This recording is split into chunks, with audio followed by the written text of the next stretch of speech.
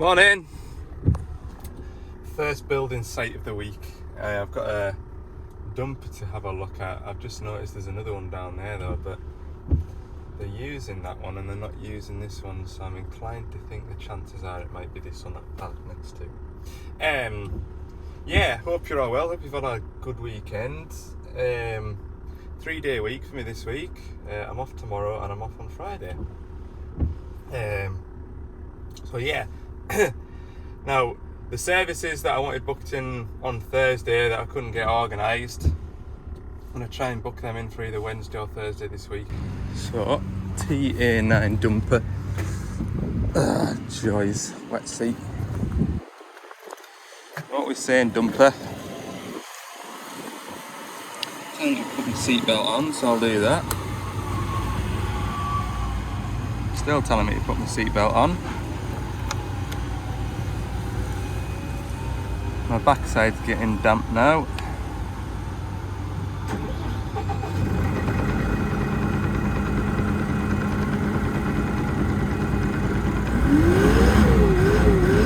Oh, I think it just wants a park brake calibration, doesn't it?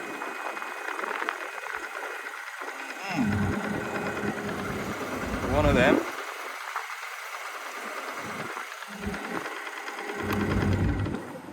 I'll give it a go. Oh man, it is an hour and 40 minutes since I got here. What a job I've had, right? Let me show you for why. Ugh. So in my little book, the symbol that I had, where's it gone? Symbol I had was this one there. Can you make that out? Right? That tells me that the park brake test has failed. Now, with this dongle in here, where's my dongle? With this dongle in here, that allows me to connect to the machine via Bluetooth to this phone here that you're looking at, so I can't show you it. But what you can do is set different settings. So if I wanted to put if I wanted to slow the machine down so it had like a speed limiter on it, I could do it with this.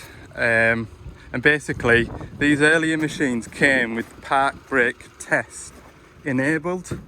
And it was a bit of a pain in the backside because it would derate the machine every 50 hours if the operator didn't do the park brake test. And with it being a higher machine, these machines don't have the operator's book with them. So the operator can't look in the operator's book and see how to carry out the park brake test. Now, been on my dongle and everything was deactivated, but it was still coming up saying the park brake test had failed. So I thought, oh, simple, I'll just do a park brake test. So I went into my book here and it tells me procedure: engage forward gear, engage fourth gear, squeeze and release the park brake trigger 4 times, or press and hold the start stop for 5 seconds. I tried that half a dozen times, that didn't work. So I thought, oh well, maybe because it's deactivated, I'll go back into it and reactivate it and try again. That wouldn't work, either holding the stop start button for 5 seconds or squeezing the trigger. So then I went into my phone, downloaded an operator's manual. Now, the operator's manual, I downloaded 2. First one told me to, what did it tell me to do? Pull the park brake trigger 4 times, and on the 4th time hold the trigger, and that didn't work. And finally it's told me differently again in another operator's manual that I need to squeeze and release the park brake trigger at least 5 times holding on the final squeeze, or hold the release trigger and press and hold the stop start switch for 3 seconds. Then it lets you do it. And that's what I've just managed to do. But it's mad, isn't it, how so many different, I mean, I did this training in 2022. But it's just mad, isn't it, how the logic of that machine has changed so much since I went on the training course. And because I do it all the time, it's fresh in my head. What a performance. Put that away. Back no.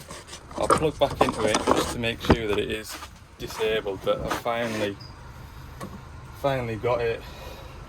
What a performance. It really has been a performance. I've been on the phone with 2 different people from our workshop and they told me different procedures. One of them hadn't done it before. Oh, right, let's get packed up and we'll go and see a loading show. Okay, so on Friday I had the day off and we had our Christmas party, and while I was out, remember that 14 tonner I was at earlier in the week and we didn't have enough flow through the lines? Well, he sent me this video. Very happy with it, look. So that was really nice to see. And I put it up on my socials as well, on my Instagram. But yeah, the message that came through with it was a very thankful customer, thanking me for my skills and wishing me the best for Christmas and the new year. So that's nice to get a message like that, especially when so much hard work's gone into a machine. To see it doing its thing, honestly, I was fair made up just to see it working, to be honest with you. So that's like a pat on the back and a good job well done. Yeah, if I have to do another one though, I'm going to guarantee it'll be different. It'll need to be different in some sort of a way, won't it? But there we go. I'm pleased to see that working.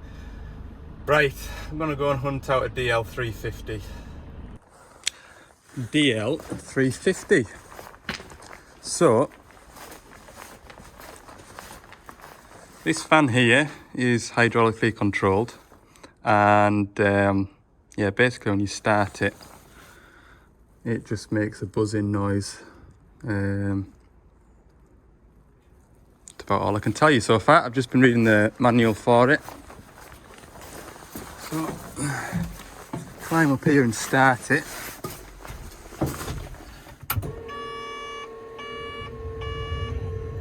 Do this thing, turn the radio off.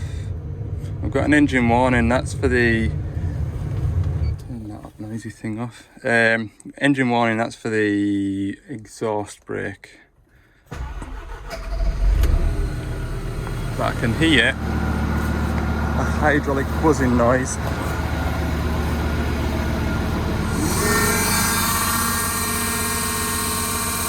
Like that. That fan doesn't want to go around. It's trying to, look.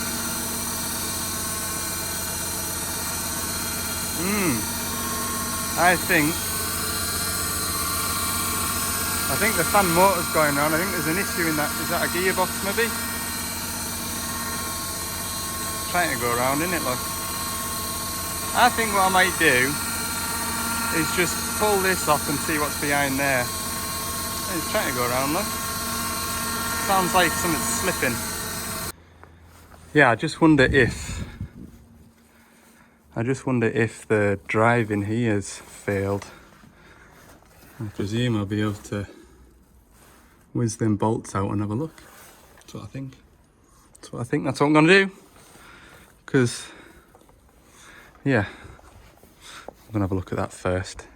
Sounds like a shaft has snapped and it's rubbing on the broken bit. I've not got any experience in this.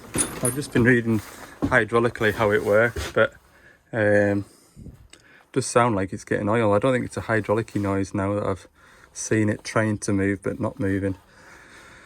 And I bet if I was brave enough I could put my, well, not my finger, but a metal bar onto that fan and it would stop going round. I don't think it's got enough.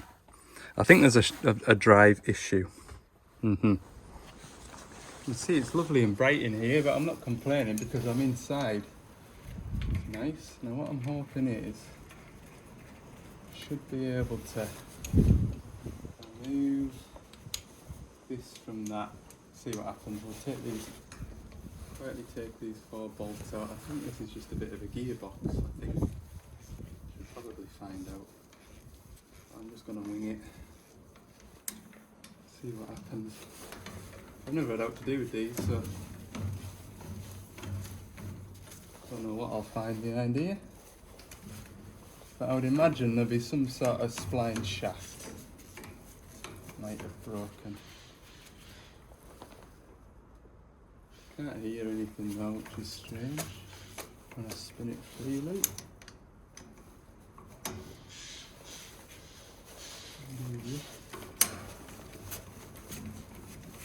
It's come away.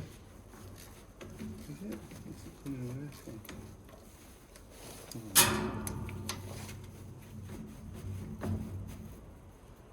Sort of like spring loaded.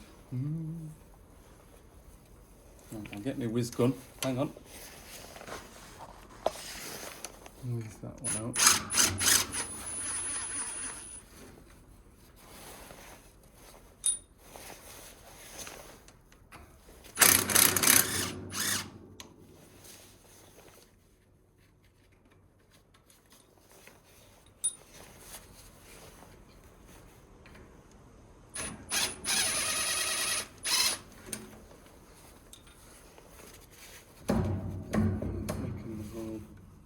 I'm gonna lose this fan off. That's how anyway. Right. I'll shut that. Do I get better access? Aha. That would be the problem.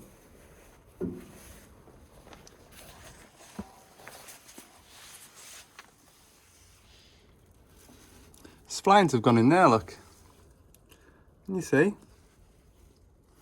All that dust and debris. Debris. That is directly attached to that. And that shaft there is lacquered. Oh well.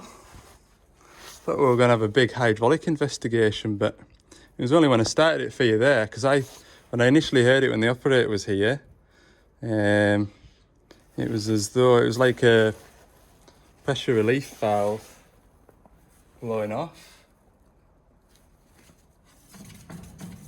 But then when I started for you there, it didn't sound like it. So I bet now if I start it, can't see why I can't start it. You should be able to see that going round. That's what it is though, the splines have stripped. Never seen that before in my life.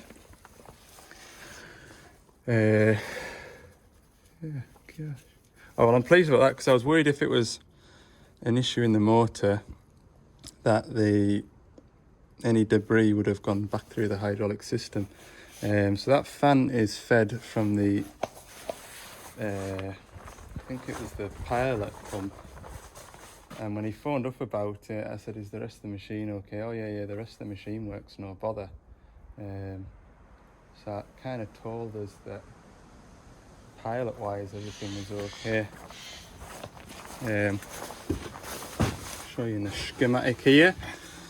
So hydraulic oil is supplied to the pilot pump by the suction filter, the standby pressure 301, which is there. Supplies the brake pilot valve at initial pressure of 30 bar, and the EPPR valve 302 controls pressure through the VCU and cuts off oil at 250 bar. Okay, very good. When the brake charging pressure becomes 160 bar, the pilot pump controls the EPPR valve to maximally, is that a word? Maximally. It is in here. Supply the oil to the brake accumulator. So once the oil's come out of here, it charges these accumulators for the brake system. Once that's reached 140 bar, did I say 160 bar? No, I said 140 bar.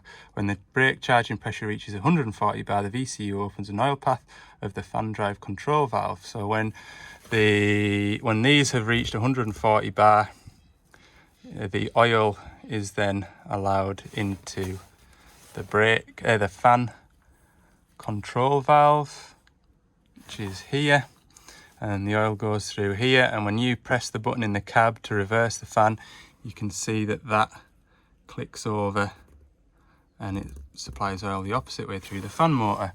Now I did try that while the driver was here, and you do hear that buzzing noise stop, and then you hear it restart again, but in the opposite direction. I wonder what's caused that to split though. Has something got jammed in the fan? Because it's fairly unobstructed. I mean, that's wobbly now because I see. That's wobbly now because it's part of the attachment to this. That's free. I don't know why it's done that. I don't. The bearing okay?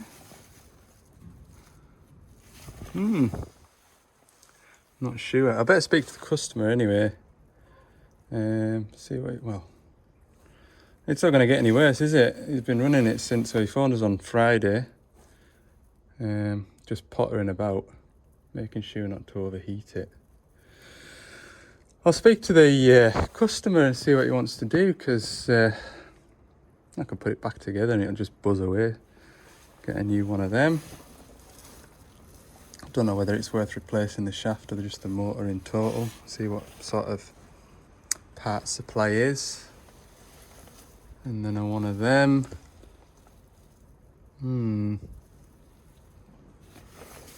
I'll have a look at the parts book now and see how it looks like it comes apart. I see a circlip here. And a circlip there, that will hold that bearing. That circlip there will hold that shaft into the bearing, I would imagine.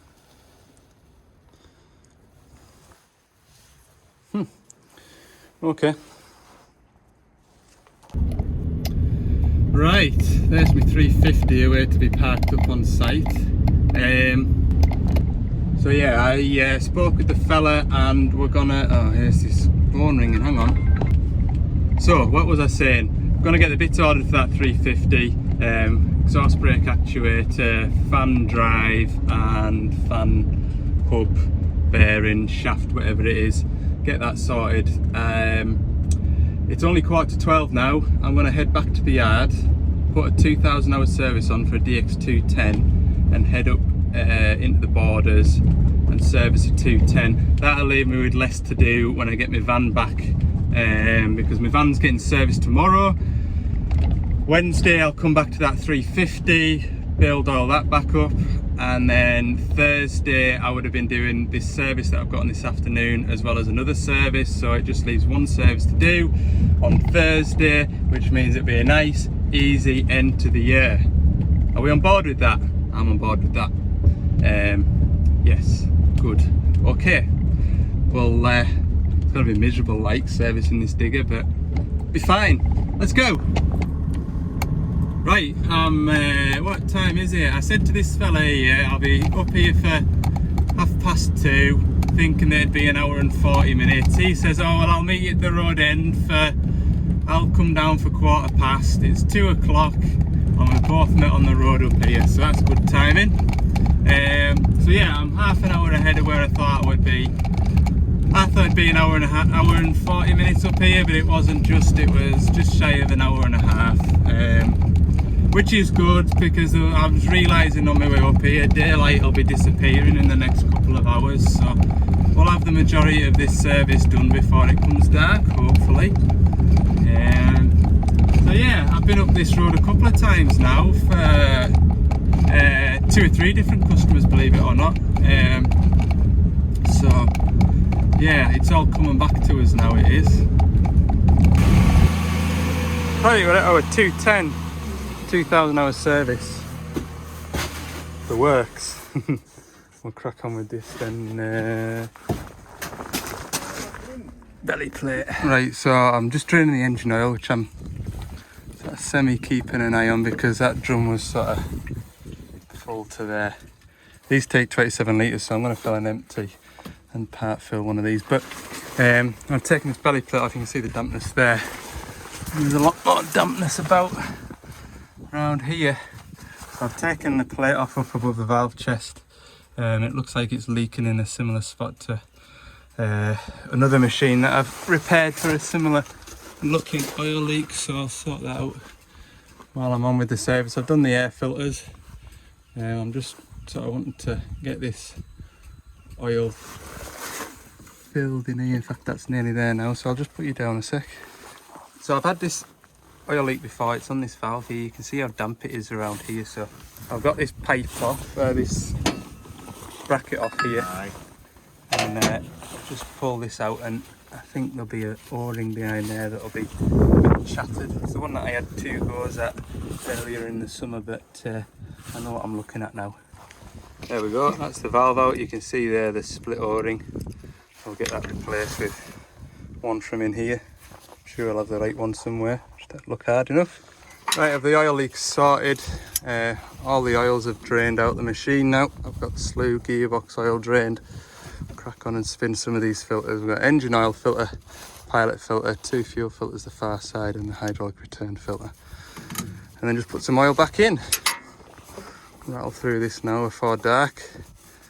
Job will be grand. I've only got return filters and cab filters left to do. Fuel filters were FT, and the driver was telling us who serviced it last time, so I know who to blame now. Anyway, we've rearranged some bits and pieces on the digger getting that one out. Hell.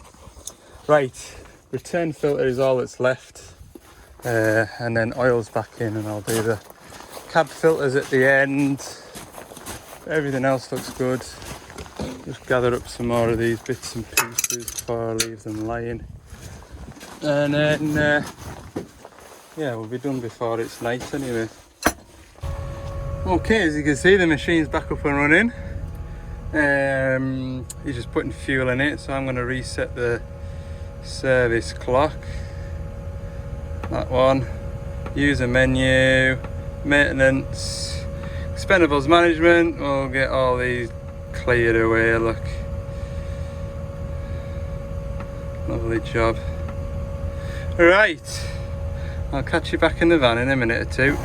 Yeah, I got finished just in time. To be fair, it's clearing up a bit now, but I had a hell of a nasty shower just as I was packing up inside the van. So that was good. I'll tell you what, I'm pleased with that side light. That has come into its own, that side light has. Don't regret putting that in. Stay there. Oh, right, I just need to mark up my samples. Got all my samples. Right, I've got engine oil, left-hand track motor, right-hand track motor, slew motor, coolant and hydraulic oil. Put a label on all of those, fill out the little form. There's another little form that I need to fill out before I go. And then that'll be it done then. Can head home. I've no idea what time it is now. It's here for just after 2 and it's 4:30, so a little bit later finish today, but it'll be worth it. It'll be worth it. And it'll go on. I've got a pen in my pocket. I'll go and grab a pen. Right, there we go then. That is that machine serviced. Just noticed my fuel lights come on. How long? What do? We are in the middle of nowhere. And it'd be a big diversion to go and get diesel. Let's see, do we trust the range? So it's about 60 mile to get home.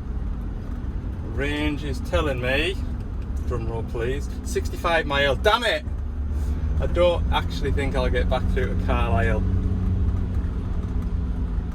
I may get through to Longtown. Longtown will be nearest. How far is Longtown from here? Driving in first gear all the way back, it'll be a long way off. Let's have a look. Search Longtown. No, I haven't got any phone signals. Oh, 34 mile. I will get back through to Longtown. If anyone was concerned, I've made it. Oh, wait a minute now. Have they got any diesel left in this spot? That pump hasn't got any. I'll have a go over here. Oh no, look, they're all out of diesel. Oh no. Right. I'm gonna get through to Carlisle from here.